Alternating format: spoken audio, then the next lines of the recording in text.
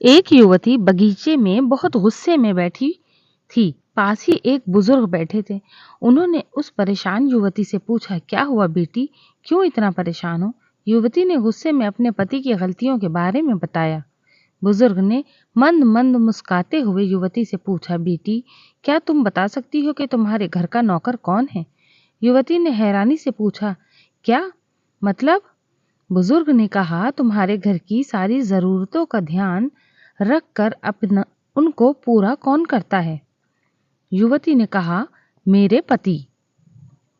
बुजुर्ग ने पूछा, तुम्हारे खाने पीने की और पहनने ओढ़ने की जरूरतों को कौन पूरा करता है?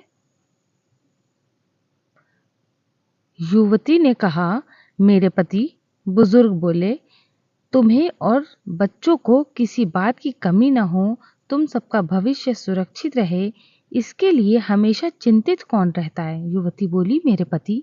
बुजुर्ग ने फिर पूछा, सुबह से शाम तक कुछ रुपयों के लिए बाहर वालों की और अपने अधिकारियों की खरी खोटी हमेशा कौन सुनता है?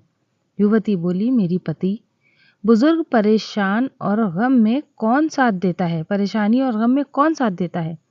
युवती बोली, मेरे पति।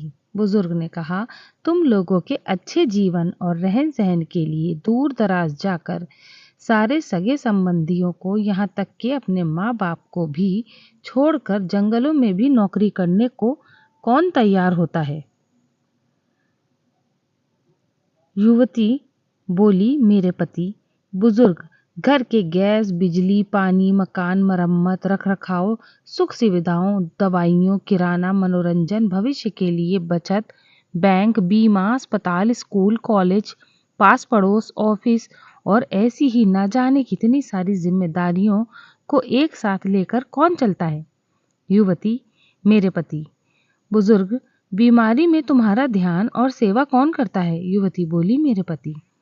बुजुर्ग बोले, एक बात और बताओ, तुम्हारे पति इतना काम और सबका ध्यान रखते हैं, क्या कभी उसने तुमसे इस बात के लिए पैसे लिए? युवती बोली, कभी नहीं। इस बात पर बुजुर्ग बोले कि पति की एक कमी तुम्हें नजर आ गई, मगर उसकी इतनी सारी खूबियां तुम्हें कभी नजर नहीं आईं। मानो ना मानो, जब तुम दुखी होती हो तो वो तुम्हें कभी अकेला नहीं छोड़ेगा। वो अपने दुख में अपने ही मन की रखता है, अपने दुखों को अपने मन में ही रखता है, लेकिन तुम्हें नहीं बताता ताकि तुम दुखी ना हो। हर वक्त हर दिन तुम्हें कुछ अच्छी बातें सिखाने की कोशिश करता रहता है ताकि वो कुछ समय शांति के साथ घर पर व्यतीत कर सके और दिन भर की परेशानियों को भुला सके। हर छोटी छोटी बातों पर तुमसे झगड़ा तो कर सकता है, तुम्हें दो बातें बोल भी लेगा, परंतु किसी और को तुम्हारे लिए कुछ बोलने नहीं देगा। तुम्हें आर्थिक मजबूती देगा और तुम्हारा भविष्य भी सुरक्षित करेगा। कुछ भी अच्छा ना हो फिर भी तुम्हें यही कहेगा, चिंता मत करो, सब ठीक हो जाएगा। माँ बाप के बाद तुम्हारा पूरा ध्यान रखना और तुम्हें हर प्रकार की सुविधा और सुरक्षा देने का काम करेगा।